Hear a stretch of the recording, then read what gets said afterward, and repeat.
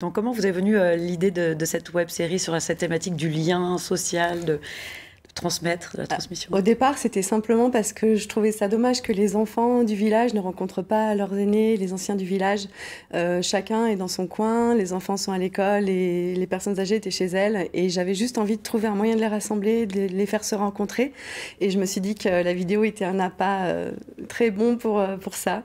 Et donc ça a bien fonctionné et les enfants ont répondu présent. Et en fait, l'alchimie a fonctionné et ça a été assez magique. Ça a bien pris. Et ils sont revenus et on a fait 6-7 tournages même. Ça s'est passé sur du long terme? Ça s'est passé Oui, sur depuis plusieurs années? 2016, on a déjà tourné 7 portraits et dont 6 qui sont déjà sur la chaîne YouTube. Alors j'aimerais bien qu'on découvre un nouvel extrait de votre web-série. Il s'agit de Huguette et Momo qui sont interrogés toujours sur leur vie quotidienne d'avant. Hein. Regardez. Et vous avez des voitures? Ah non, on n'avait pas de voiture à l'époque. Vous avez des douches? Ah, il y a tout là, tout ce qu'il faut. Hein. Dans le temps, non. Oui. Hein? Dans le temps, non. Et maintenant, et comment alors? Ben, dans des cuvettes. Une cuvette? Hein? Et les toilettes Il n'y avait rien. Ben, les toilettes, elles étaient en dehors de la maison. Voilà. Il était dehors? Dehors. Quelles étaient les thématiques finalement des questions posées? Alors la vie quotidienne, comme on vient de le voir, il y avait la guerre aussi, la Seconde Guerre mondiale, parce qu'ils étaient petits à cette époque.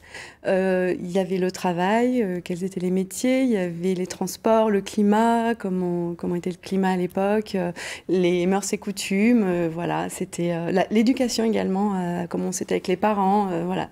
En fait, voilà, on a deux mondes parallèles qui se croisent et qui sont complètement opposés. Et grâce à la rencontre... Et vous les avez castés avant, entre guillemets? Oui. Vous avez choisi, que ce soit les enfants ou les anciens, ça s'est passé comment? Alors les enfants, c'est l'école qui a fait un appel à l'école. Donc les enfants sont venus spontanément. Et par rapport aux gens du village, j'ai été aidée en fait de bouche à oreille. J'ai fait mon enquête, je suis allée les rencontrer pour savoir ce qu'ils avaient un peu à dire. Et en fait, même lors des films, j'ai été surprise par ce que j'ai entendu parce qu'à chaque fois, c'est très riche d'enseignements. Et on apprend beaucoup.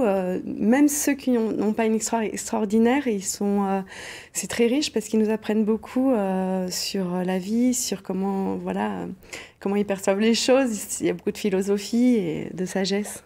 Et alors les projets, c'est quoi maintenant? Parce que l'idée, ce serait que ça se développe finalement. Oui, en fait, l'idée là, c'est on va dire à Muriennette, mais j'aimerais en faire plusieurs séries. J'aimerais couvrir en fait le département de l'Isère, Rhône-Alpes, et en fait même d'ici 5-10 ans, que cette chaîne, quand j'étais petit, devienne nationale et devienne une bibliothèque vivante de mémoire de nos anciens, quoi, pour pas qu'on oublie et que aussi ils soient reconnus, que leurs paroles soient reconnues, qui se sentent utiles aussi dans cette société où voilà, ils sont un peu invisibles parfois. Merci beaucoup Sophie Le Redon d'être venue sur ce plateau, de présenter cette belle web-série. Merci.